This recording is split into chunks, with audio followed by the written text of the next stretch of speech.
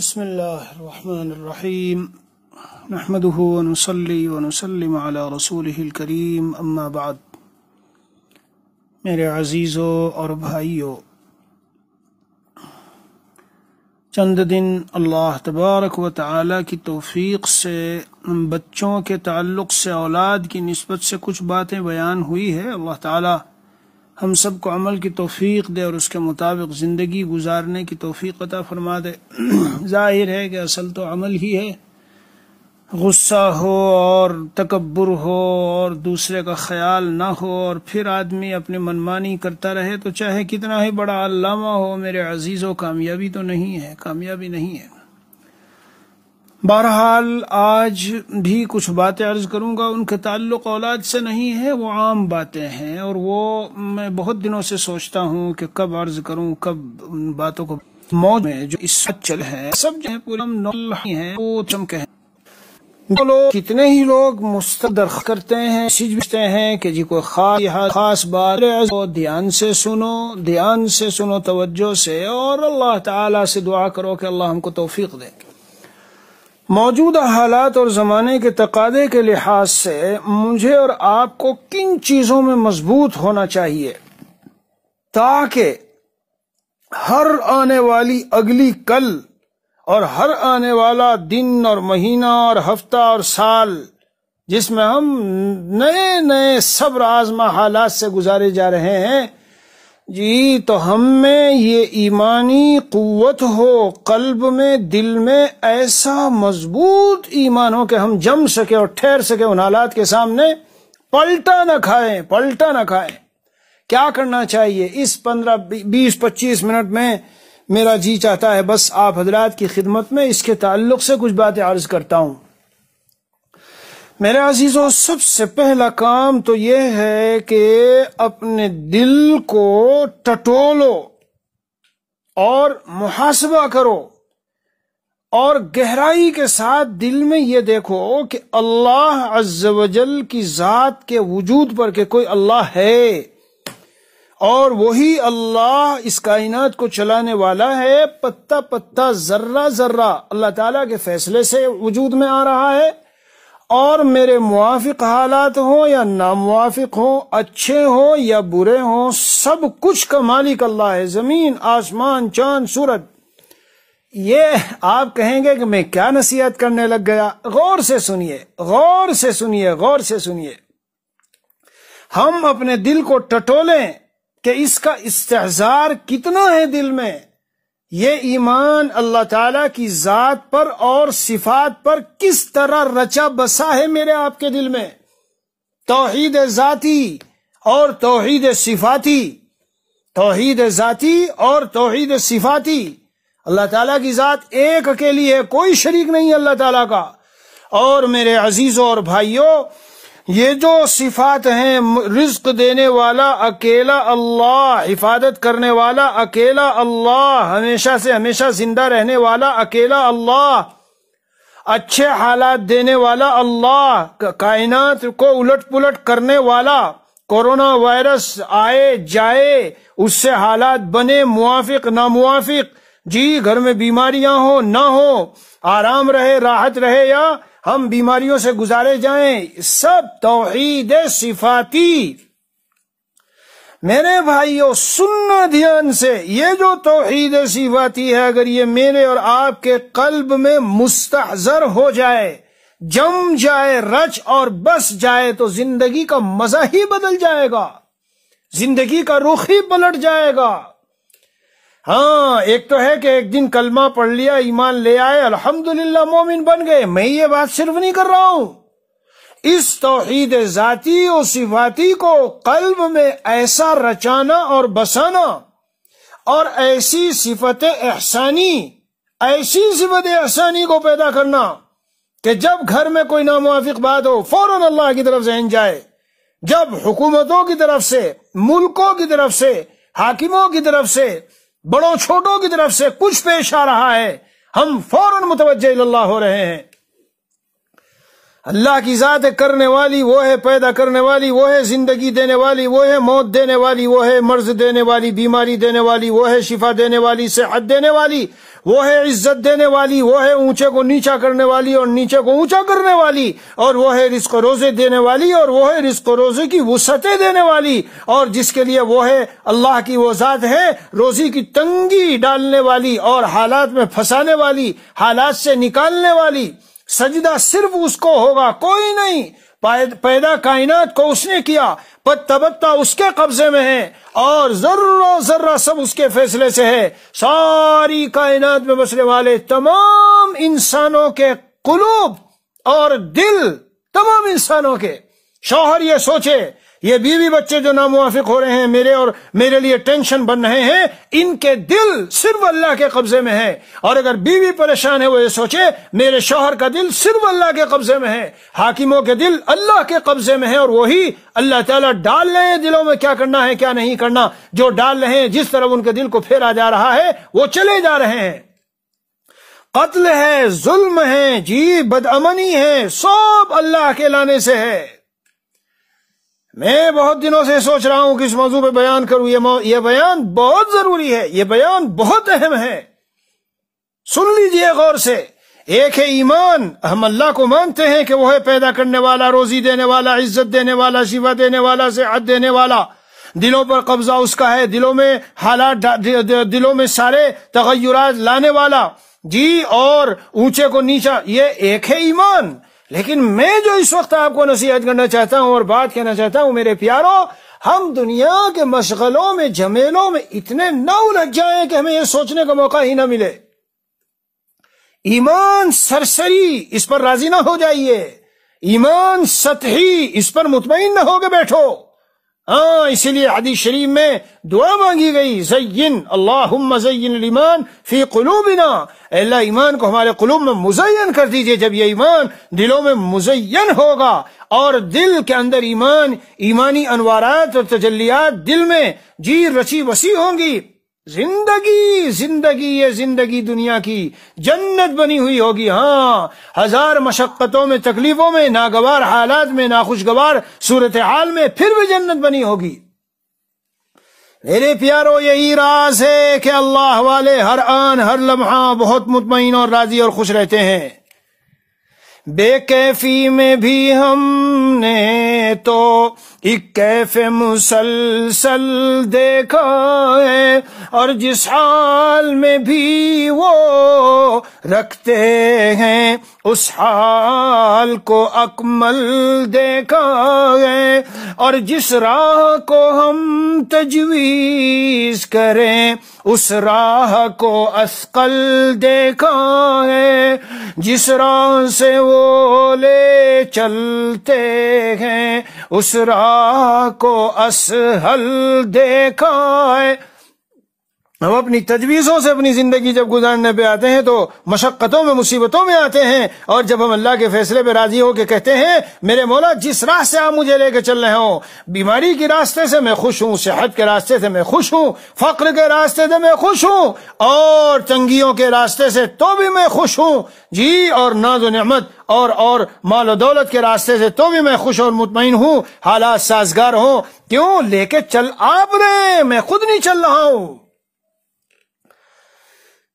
کیف تسلیم و رضا سے ہے بہار بے خزاں، کیف تسلیم و رضا سے ہے بہار بے خزاں، صدمہ و غم میں بھی اختر روح رنجیدہ نہیں۔ میں تو اپنے کو اللہ کے سپرد کر چکا ہوں، اور میں جانتا ہوں کہ اس کا فیصلہ چل رہا ہے زمین میں، اور جب میں اس کو مانتا ہوں اور میں اللہ پر ایمان رکھتا ہوں اور میں اللہ کا ہوں اور میں نے اللہ کو اپنا مالک و خالق مانا اور گردانا، جی، اور تصرف کرنے والا سمجھا، تو میں راضی ہوں اس کے فیصلے پر۔ تو فرما رہے حضرت بہار بے خزاں، ایسی بہار میرے دل میں ہے جسے کبھی خزاں لگے گی ہی نہیں، ایسی بہار جسے کبھی خزاں لگے گی نہیں، چاہے روٹی ملے نہ ملے، چاہے سایہ ملے نہ ملے، چاہے عیش ملے نہ ملے، چاہے صحت ملے نہ ملے، چاہے شہرت ملے نہ ملے، چاہے کچھ بھی نہ ملے، جس حال میں وہ رکھیں گے وہ راضی ہے بندہ. کیوں؟ اس لیے کہ وہ جان چاہے گے اللہ تعالیٰ جو میرے لیے بھیجیں گے میں مومن ہوں، ایمان والا ہوں، خیر ہی خیر ہے. موضوع سمجھو، میری بات سمجھو میں کیا کہنا چاہتا ہوں. میرے بھائیو، اللہ کی ذات پر ہمارا ایمان ہے وہ بھی قلب میں مزین ہو، اور توحید صفاتی رزاق صرف اللہ ہے، حفاظت کرنے والا صرف اللہ ہے، اولاد دینے والا صرف اللہ ہے، اولاد کو فرمانبردار بنانے والا صرف اللہ ہے، اور ان اولاد کے لیے اچھے جوڑوں کا انتظام کرنے والا صرف اللہ ہے. میرے قلب میں اطمینان، چین، سکون، خوشی جی یہ دینے والا صرف اللہ ہے. میری بیوی اور میرے مخالف اور میرے دشمن اور میرے اعداء اور میرے پڑوسی، ان کے دلوں کے رخ کو میری طرف پھیرنے والا وہ صرف اللہ ہے. جی ان کے دلوں میں میری عزت، ان کے دلوں میں میری عظمت، ان کے دلوں میں میرے لیے اچھے جذبات ڈالنے والا صرف اللہ ہے. خلاصہ، موت دینے والا، حیات دینے والا، صحت دینے والا، ایمان دینے والا، چین دینے والا، یعنی یہ جتنی صفات ہیں ان کی توحید فی صفات سے اگر قلب مزین ہو تو تم بتاؤ کہ بے چینی کیسی، پریشانی کیسی. پتھر کی طرح اور پہاڑ کی طرح وہ بڑے بڑے دشمنوں کے سامنے ڈٹا کھڑا ہوگا، کافروں کے سامنے، اور ایمان سے بال برابر نہیں ہٹے گا، ڈٹا جمع کھڑا ہوگا. من كان نظره إلى مجاري القضاء فلا يفني أيامه في مخاصمة الناس. مجدد تھانوی رحمت اللہ علیہ کی بات ہے قریب ان الفاظ میں، جس کی نظر مجاری قضا جہاں سے فیصلے صادر ہوتے ہیں وہاں ہوتی ہے، وہ اپنے ایام زندگی کو لوگوں سے جھگڑنے میں خرچ نہیں کرتا. ادھر لڑائی لڑی، ادھر جھگڑا کیا، ادھر مقدمہ لڑا، ادھر کورٹ کچہری میں گیا، ادھر گالیاں دی، ادھر سے گالیاں سنی، اس سے یہ کہا اور اس سے نہیں، وہ دروازہ کھٹکھٹاتا ہے. وہ تو رات کی تنہائیوں میں جی اپنے مولا کے سامنے سجدے میں جا کے وہ دروازہ کھٹکھٹاتا ہے. وہ تو ہر آن ہر لمحہ جی اپنے مولا کو یاد کرتا ہے، اور وہ جانتا ہے حفاظت، جو جانتا ہے جو سب صفات میں نے بولی، بار بار دہرانے کی ضرورت نہیں. حفاظت دینے والا، عزت دینے والا، روزی دینے والا، سکون دینے والا، موت دینے والا، زندگی دینے والا جی، اور تندرستی دینے والا، مریض کو مرض سے افاقہ اور صحت دینے والا، اور مریض کے مرض میں اضافہ کرنے والا، اور شہادت کا جام پلا کر اپنے یہاں بلا کے جنت کی نعمتوں میں غوطے دینے والا. یہ بھی سمجھ لیجئے. ہاں، بہت سے سمجھتے ہیں اگر اللہ کو ایسے لوگوں سے محبت ہے اور وہ اللہ کے لیے ڈٹے لڑتے ہیں تو اللہ تعالیٰ ان کو موت کیوں دے دیتے ہیں. موت اس لیے دیتے ہیں اللہ ان کو اپنے ہاں بلانا چاہتے ہیں. وَيَتَّخِذَ مِنْكُمْ شُهَدَاءَ. بہرحال میرے عزیزوں اور بھائیوں، یہ توحید ذاتی اور توحید صفاتی کے مسئلے کو غور کرنا میں جو کہتا ہوں، سمجھنا تنہائی میں بیٹھ کر، اور فکر کرو اس کی، اپنے قلب میں اس کا استحضار.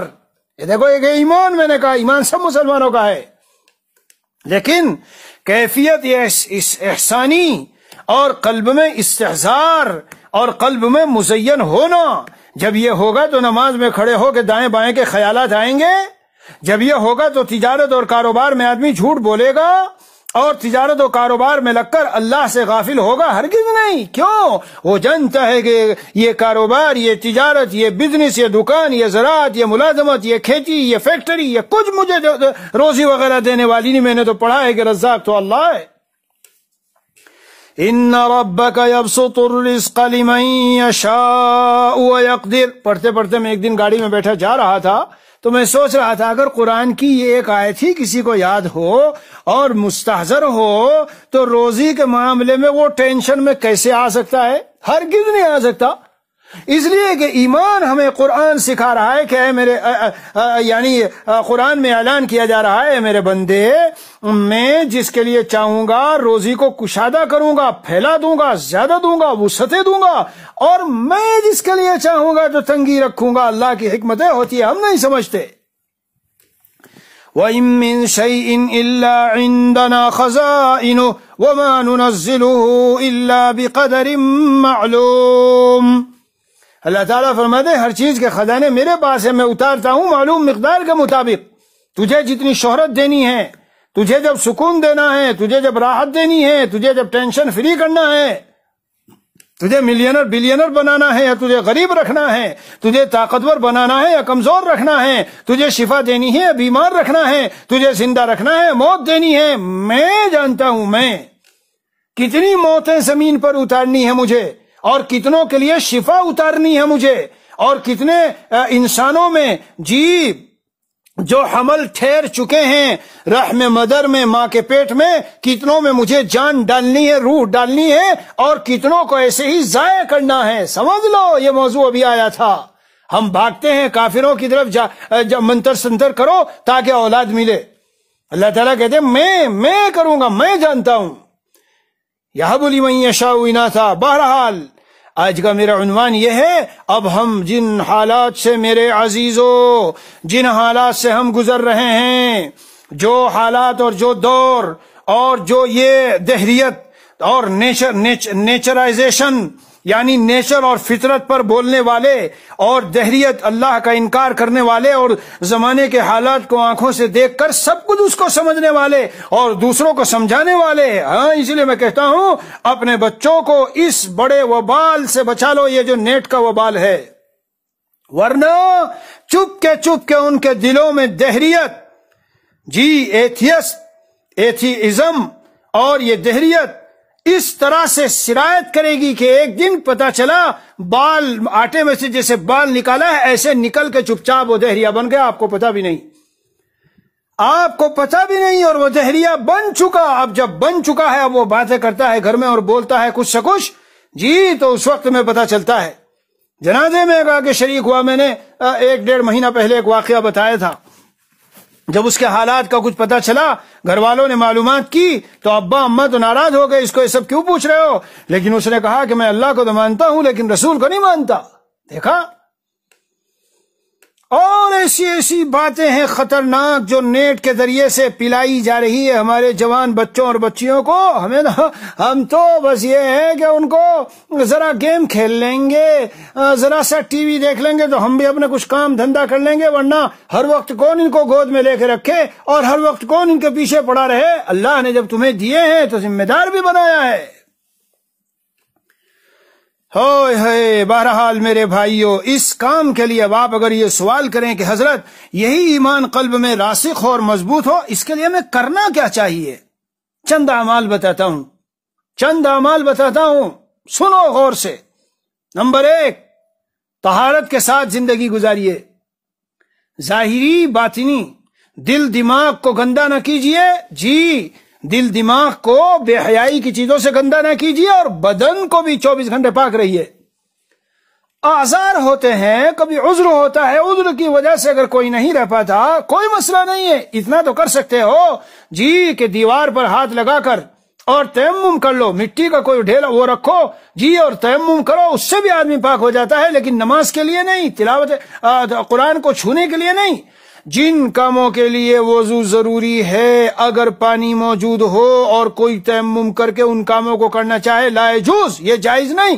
لیکن جن کاموں کے لیے وضو ضروری نہیں، صرف مستحب درجے میں ہے، اگر اس کے لیے تیمم بھی کر لیا جاوے تو بھی وہ پاک قرار دے دیا جاتا ہے۔ مگر ہمارے بزرگوں نے یہ لیزی پن اور یہ کاہلی اور سستی والا ہم کو سکھایا نہیں۔ ہاں اتنا ضرور کیا ہے کہ مثلاً وہاں سے جہاں تک پانی پہنچنے تک جانا ہے، وہاں سے وہاں تک تیمم کر کے گئے اور پانی پہ جب پہنچے تو وضو کر لیا۔ ایک عمل تو میرے عزیزوں اور بھائیوں یہ بتاتا ہوں کہ طہارت کے ساتھ رہو 24 گھنٹے، اس کی اپنی برکتیں ہوتی ہے، عجیب و غریب برکتیں آپ دیکھیں گے، چند دن رہ کے دیکھیے۔ نمبر 2، غور سے سنو اے بیان سننے والوں اور سننے والیوں، یہ جو دوسری بات بتا رہا ہوں پلے سے گرا باندھ لو ورنہ بہت بڑا خسارہ ہوگا۔ اپنی نمازوں کو بڑے اہتمام کے ساتھ سنت کے مطابق اور دل کے خشوع و خضوع کے ساتھ، ظاہری اعضاء بدن بھی جی، اور دل میں بھی خشوع و خضوع اور توجہ اور دھیان، اللہ تعالیٰ کی عظمت کا دھیان ہو. جب نماز کے لیے مصلی پہ چلے، چند سیکنڈ کے لیے، منٹ بھی نہیں بول رہا ہوں، چند سیکنڈ کے لیے، بلکہ جب وضو کے لیے چلو، چند سیکنڈ کے لیے سوچو اب میں صاف ستھرا ہونے جا رہا ہوں، کیوں؟ اپنے اللہ کے دربار میں حاضر ہوں گا. ایسے نہیں کہ دل دماغ ٹی وی میں، اور دل دماغ نیٹ میں، اور دل دماغ سیل فون پہ باتوں میں، اور دل دماغ وہ جو بیچ میں میسج رہ گیا تھا وہ میسج کا جواب دینے میں ہے. پھٹ پھٹ پھٹ پھٹ بھاگ کے جلدی سے جماعت کھڑی ہے، چلو نماز پڑھ کے آ جائیں پھر جواب دیں گے. پتہ چلا کہ ادھر نماز پڑھ رہے ہو اور پوری نماز میں وہ میسج کا ہی خیال دل میں گھوم رہا ہے. اپنی نمازوں کو خشوع خضوع، دھیان اور توجہ کے ساتھ صحیح طرح ادا کرو. سن لیجئے حالات زمانے کا تقاضا، یہ جو زمانے کے حالات ہیں، اور بہت زیادہ بے دینی اور ارتداد، اور بہت ہی خطرناک قسم کے حالات جو اچھے ایمان والوں کے دلوں کو ہلا کے رکھ دیں. سامنے میرے حدیث شریف ہے، رسول پاک صلی اللہ علیہ وسلم کی حدیث شریف ہے. قال رسول اللہ صلی اللہ علیہ وسلم یاتی علی الناس زمان الصابر فیہم علی دینہ کالقابض علی الجمر. ایک زمانہ ایسا آنے والا ہے، دین پر جمنے والا اس وقت میں لوگوں میں ایسا ہوگا جیسے آگ کے شعلے کو ہاتھ میں لینے والا. کما لا يمكن القبض على الجمرة الا بصبر شدید. آگ کی چنگاری لی جا سکتی ہے صبر شدید کے ساتھ. آپ اندازہ لگا لیجئے، آگ تو سب جانتے ہیں. بہت سے لوگ مجھ سے پوچھ رہے ہیں حضرت گناہوں سے نہیں بچا جا رہا. نہیں کہتا ہوں بچا نہیں جا رہا ہے، تم بچنے کی کوشش نہیں کرتے. ہمارے حضرت والا رحمت اللہ علیہ کے وہ چند مراقبے جو میں بھیجا کرتا ہوں، قبر کا منم کے عذاب، قبر کا عذاب نار کا، جہنم کے عذاب کا، میدان محشر کا حساب و کتاب کا مراقبہ کرو. اور جسے اس سے بھی کام نہیں چلتا تو گرم پانی کا جو ٹب ہے جس میں روزانہ نہاتا ہے آدمی سردیوں میں، ذرا قریب جاؤ، کھولتے پانی میں ذرا اپنا ہاتھ ڈالو اور اپنے آپ کو کہو اے فلاں ابن فلاں، تیرے سے تو یہ گرم پانی برداشت نہیں. اللہ والوں کے ایسے واقعات ہیں. میں نہیں کہہ رہا ہوں خودکشی کر لو، نہ میں کہہ رہا ہوں ہاتھ جلا لو، لیکن صرف سمجھانے کے لیے کہتا ہوں جاؤ قریب بیٹھو اور ذرا قریب کرو ہاتھ کو، آگ کے قریب کرو ہاتھ کو، اور پوچھو، کہو اپنے آپ سے وہ آگ جو اس سے 70-69 گنا زیادہ ہوگی وہ تجھ سے کیسے برداشت ہوگی. اور جہاں قبر کی تنہائیوں میں کیڑے مکوڑے، وحشت، ظلمت. سچی حدیث ہے پیارے نبی صلی اللہ علیہ وسلم کی کہ قبر روزانہ اعلان کرتی ہے نا بیت الدود، میں کیڑوں کا گھر ہوں اور وحشت کا گھر ہوں اور ظلمت کا گھر ہوں اور تنہائی کا گھر ہوں. اللہ اکبر. پیارو یہ دائیں بائیں والے سب یہاں رکھے رہیں گے، سب چھوٹ جائیں گے. کتنی محنتوں مشقتوں سے بڑا عیش سے تیار کیا ہوا عیش والا مکان، بڑی محنتوں سے تیار کیا ہوا، ایسے چپکے سے نکل جاتا ہے آدمی کے 24 گھنٹے بھی یہ دنیا اپنے اندر رہنے نہیں دیتی. اتنی بے وفا ہے دنیا، اتنی بے وفا ہے دنیا. اے وہ انسان جو کہتا ہے گناہ نہیں چھوٹتے، ذرا آگ کے پاس تھوڑی دیر بیٹھ کر اور سخت کھولتے گرم پانی کے پاس بیٹھ کر اور ذرا کچھ دنوں جنازوں میں شرکت کر، اور جنازوں میں قبر میں جب جنازہ رکھا جا رہا ہے دل سے خیال کر اور سوچ. وہ جو کلمات اس وقت میں پڑھے جاتے ہیں میرے عزیزوں، وہ ہمیں ہلا کے رکھ دیتے ہیں. منها خلقناکم وفیہا نعیدکم ومنها نخرجكم تارة أخرى. منها خلقناكم وفيها نخرجكم تارة أخرى. اسی سے ہم نے تم کو پیدا کیا اور اسی میں تم کو لوٹائیں گے اور اسی سے پھر ایک دن نکالیں گے. وَلَقَدْ جِئْتُمُونَا فُرَادَا كَمَا خَلَقْنَاكُمْ أَوَّلَ مَرَّةٍ وَتَرَكْتُمْ مَا خَوَّلْنَاكُمْ وَرَاءَ ظُهُورِكُمْ. تنہا چلے آ رہے ہو، تنہا چلے آ رہے ہو، تنہا چلے آ رہے ہو. جو کچھ ہم نے دیا کہاں ہے؟ لائے ہو ساتھ، جس کی وجہ سے نمازیں چھوڑی، جھوٹ بولے، لڑے بھائی بھائی سے، بہنوں کی میراث دبا کے آخرت کا بہت بڑا عذاب اور بوجھ اپنے اوپر لے کے. میں حیران ہوتا ہوں، واقعی یعنی حیران ہوتا ہوں. اے بیان سننے والوں، اگر تم نے میراث نہیں دی تھوڑی دیر کے لیے اتنا سوچ لو، کس کی خاطر تم یہ حرام مال، اتنا بڑا بوجھ آخرت میں اپنے کندھے پہ رکھ کے لے جا رہے ہو. کس کی خاطر؟ کس کی؟ اولاد بیوی بچے؟ یہ حرام کھلاؤ گے تو خود ہی اولاد بیوی بچے تمہارے کل کو دشمن ہوں گے. اللہ کا فیصلہ ہے یہ. اللہ پلٹ دیں گے ان کے دلوں کو. ہاں. نمبر 2، اگر رکھنا ہے حلال خوب کھلاؤ. لیکن کتنی بدترین بات ہے، حدیث شریف میں بد دعا آئی ایسے شخص کے لیے کہ جو اپنی آخرت کو دنیا دوسرے کی بنانے کے لیے خراب کر رہا ہو. دوسرے کی دنیا بنانے کے لیے اپنی آخرت کو خراب کرنا ہے. یہ کہ حرام مال جی کندھے پہ بوجھ اس کا لے کے. ہمارے مسیح الامت نور اللہ مرقدہ نے ایک کشمیری شخص کو انہوں نے خود اپنی زبان سے سنایا، جو سرکاری اس میں کام کرتے تھے اور رشوتیں وغیرہ ملتی اور مزے لیتے تھے.